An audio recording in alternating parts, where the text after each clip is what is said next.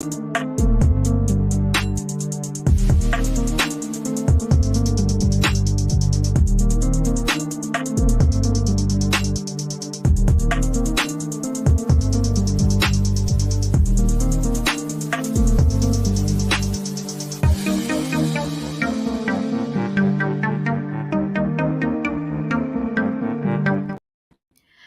everyone. Welcome to our third episode of Inside the Lines. We have rebranded. If we're here for the Sportsline Model show, great. Same crew, same vibes. We're just going to give you some different information throughout the week. So we're going to be in and out of here in under 20 minutes. So first, I'm going to bring in Jake. We're going to be talking a lot of college football today, finding the value in the lines, some things you want to act on now, some movement we've noticed. So Jake, let's start with what you've caught onto with the Steam alert.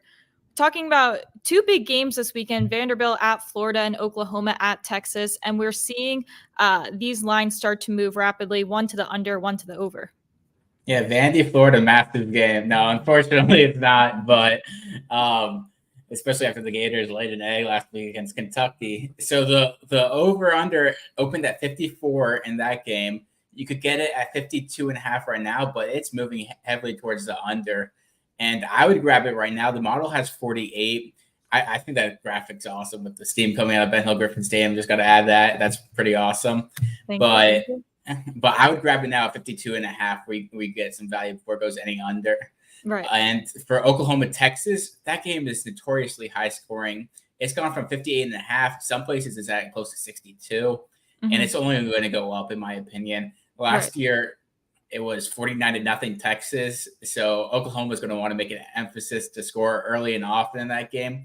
I think that could be a good game to live bet. If you see both teams are high paced early on, and even if they're not scoring, if they're turning the ball over, but they're moving the ball pretty quickly, I think I would hop on a live over there. So if you can't get it now before it moves up to 64 or something like that before, I'd get it on a live.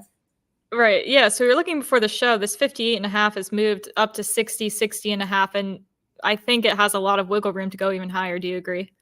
I agree. I think I see that closing at 62, 63, something like that. And then for a Florida Vandy game, I could see that going around 50.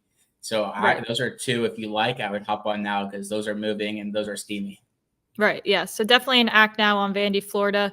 Act now, too, if you like that Oklahoma, Texas, or again, another a good live betting game like we mentioned the other day with, I think it was Wake Forest Clemson. We said that was another great live bet game.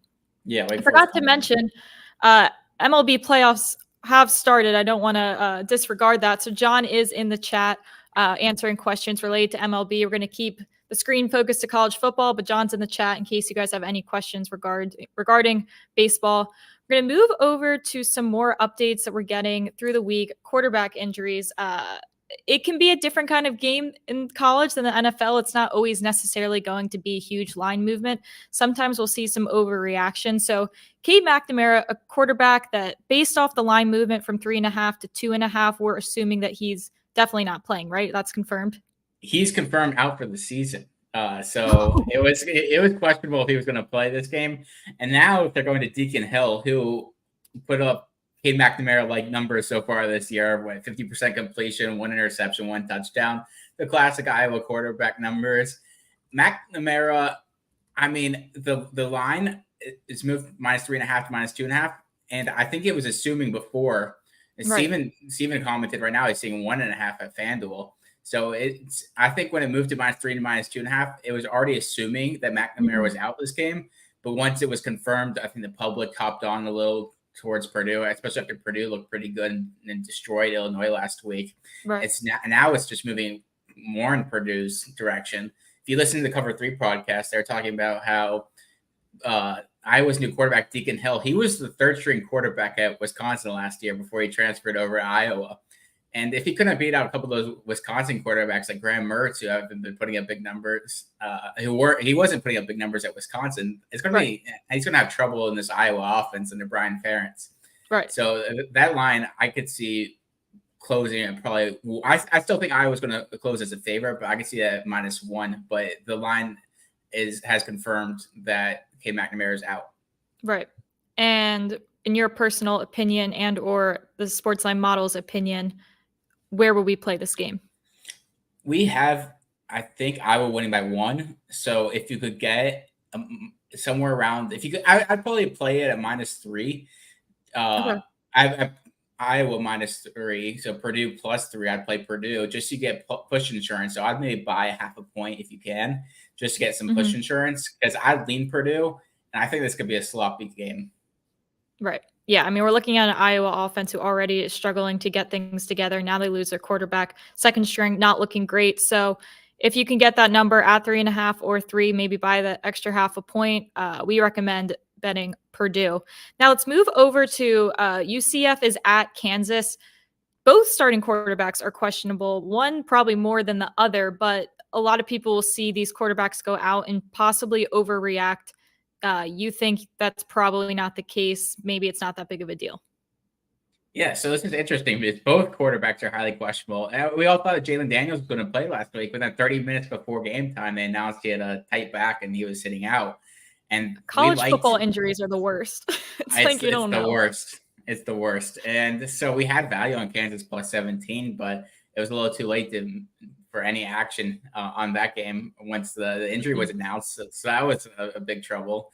And Right. John Rice Plumlee hasn't played the last 3 weeks. Timmy McClain has played for UCF. And I think the line right now is assuming that both quarterbacks are starting with Kansas -3, between -3 -2.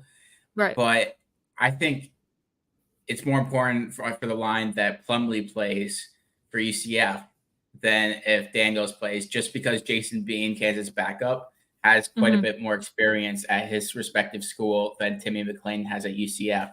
So Right. if Plumlee is scratched, I think it could be closed at Kansas -3, -4. So I would probably play Kansas right now if you like Kansas, just assuming that Plumlee's highly questionable. Right. Yeah, I like that play too. I mean, they will see a bigger drop off than if Jalen Daniels cannot play.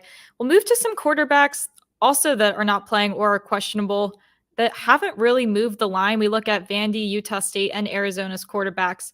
Do you agree with this line not moving, or do you think there's value considering the odds makers haven't shifted based off this? Yeah, I think these are 3 teams that there's not a huge difference between the starter and the backup. I think the biggest would be Jaden DeLauro for Arizona, but his backup, Noah Fifita, he looked pretty good against Washington, and Arizona covered that +20 spread against Washington last week pretty easily. They actually gave Washington a little run there, Right. especially late in the game. So I think that game has the biggest impact with their quarterback playing or not. And DeLauro didn't practice yesterday. So I'm assuming he's highly questionable in this game. So if you like USC, I would get that at -21.5 because I think it could move to -23, -24 if he is ruled out. The other 2 games, I don't think have much of a difference. AJ Swan's backup, Ken Seals, he's been at Vandy all 4 years of his career. Right. I was talking to my Vandy source, and he said he's assuming that Swan does play. And so I think that's baked into the number already at 18.5. And Utah State's quarterback left with a concussion. And we're seeing in the NFL that these guys are being ultra cautious with concussions. I think only 2 players who have had concussions in the NFL this season have played the next week. And I'm assuming that they're also going to be cautious in college football as well. But Utah State's backup was their starter to start the season, Cooper Legoff. So I don't think that's going to affect the line much. Right. Let's move to some questions. Nick was asking about Kansas State, Oklahoma State. The total looking high there. We'll hop to Steven. We'll go to the model and see if we can look that up really quick. I would like to, I'll see where we have it too. If Jake, if you have any thoughts on that. Yeah, I think we have a slight lean on Oklahoma State to cover the spread, but where's the total? So we have value on the under, pretty good value in the under because we have both teams going under their projected team total. So I agree with you. If you watch the Oklahoma State offense, it's been a little rough. They've had 3 different quarterbacks play a big chunk of their downs. Kansas State's quarterback looked healthy against UCF and after got banged up the week before, Will Howard. And luckily for him, he had a bye week last week, so he could be at full strength. But still, if they're up big in this game, I could see them going to their true freshmen and just trying to run the ball more and bleed the clock, especially on the road in a hostile environment in Oklahoma State. Yeah. So I do like the under here. I like that pick. I'm going to write that down for myself. Good call. Good call, Nick.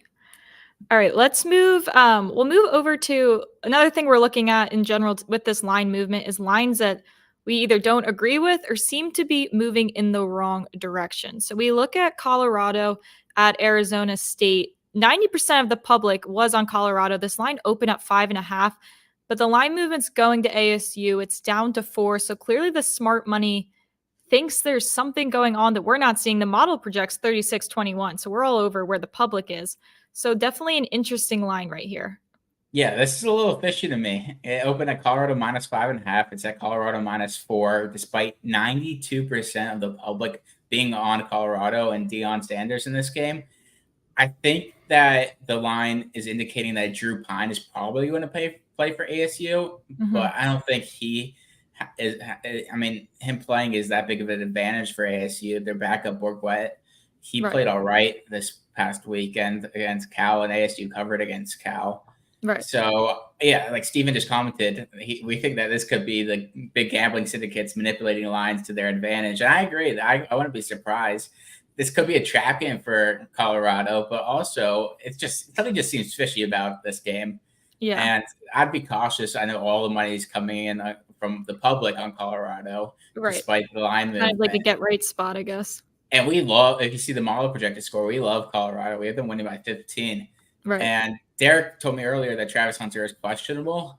I still don't think he should play this game just for his long-term health. But if he plays, there's a lot of value. There were some reports recently that said that Travis Hunter is, going to aim to play in this game. I mean, yes, that is, questionable. But hey, we'll see if that happens or not. But then with the temperature for this game, it's going to be in between 98 to 102 degrees at kickoff. So in Colorado, when they leave on Friday, most likely teams leave the day before. That means that their temperature there in Colorado is like 62 degrees that they're forecasting. So this forecast of 98 to 102 could be really hot for a team that's used to 62 degrees. So the depth for Colorado will be tested in this game. So if you're the kind of person that looks at weather, and then I just wanted to point that out to you. And then that there, Colorado is not really a deep team. So take that in consideration too with the heat. If you want to think about that, so Drew Pine, Arizona State's quarterback, he came from Notre Dame, so he's not used to the heat either. But I do like the aspect, taking everything into account. And then Deion came from Jackson State, that's in Mississippi. So that gets hot over there. So I think the quarterback advantage in the heat could go to Colorado, even though the Arizona State's used to practicing in the heat. So it's very interesting. Right. I thought this game was going to be later in the day. I was pretty shocked how early this game is being played locally. Right. Yeah. Bring your fans if you're going to that game, please. Right. So we'll cap it at college football there. I'm going to keep that banner running now. Games, if you like them, we would advise acting now on the Vanderbilt, Florida under. Purdue, if you can get them at 3, buy the 3.5. We like them to cover, as well as Kansas -2 before any quarterback situations are confirmed. If you like that number, now's the time to get it before it skyrockets. So we're going to move on just to a little. I know this is mostly the college football show, but we always want to update you guys on everything that we can. We weren't really able to mention the Giants-Dolphins game because they were playing last night. So let's talk about that briefly now, just what the model projection is and our thoughts on that. So, Derek, we're looking at – So with the Dolphins – go ahead. You got So it. with the Dolphins and Giants, the interesting part about this game, we have the model projecting 31 for the Dolphins and then 20 for the Giants. Now, looking at yesterday's game with the Giants barely even scoring in this game, they have the league low in points scored at 11. Mm-hmm. And the Dolphins have the league high in averaging 37.5 points a game. So when you take that in consideration, we're thinking by themselves, the Dolphins could possibly cover this game, as Steven said earlier in our meeting. Right. And one other thing to look at with this game is Teron Armstead, which is the left tackle for the Dolphins. He's going to be out. and he's saying that he's probably going to be out for a few weeks. So this came out reported about a few hours ago.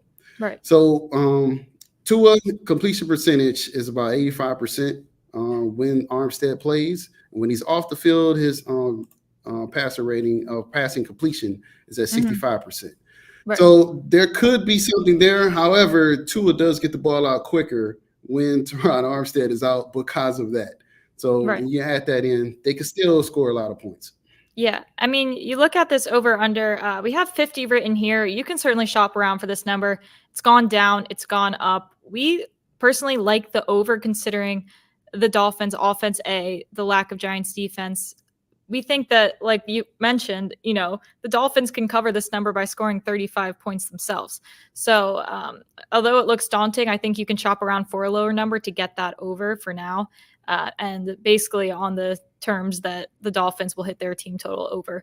So let's move. Another update we had in the NFL comes with the Commanders lineup, their wide receivers, Curtis Samuel, Jahan Dotson, both questionable. Where do you see this affecting their team? So that'll be 2 out of the top 3 wide receivers. That's most likely either they're going to play limitedly or they're not going to play at all. So with them being out, I would say Damani Brown, which is one of the favorite targets of Sam Howell because he was his number 1 wide receiver at North Carolina, and he loves targeting him whenever possible in any of these games. And also he catches the ball at a high point, so that's really good for red zone catches and for getting touchdowns. So if you're in any need in fantasy and you because of the biases coming up for a few teams, you might want to consider him. But right now, you just look at the injury report because these teams play on Thursday. Right. Yeah, again, like you mentioned, a great fantasy sleeper. When those props come out, we have, of course, now we're a daily show, which is great. So we can update you on the situation, see if there's value with his player props, stay in touch with these injuries and see who's playing and who's not. So with that said, I'll run our act nows again from college football games to keep in mind. Another game I wanted to mention was Middle Tennessee that we have a lot of value on. We will talk more about that later, but another great game to hop on before that line moves. So with that said, we will be out of here in under 20 minutes. We will see you again tomorrow, Wednesday, 1:00. It will be a John and Jake takeover talking MLB playoffs. So all of you in the chat, it'll be your time to shine on the screen. John and Jake will be taking over like the good old days. So stick around for that. So they'll see you Wednesday and we'll see you all Thursday.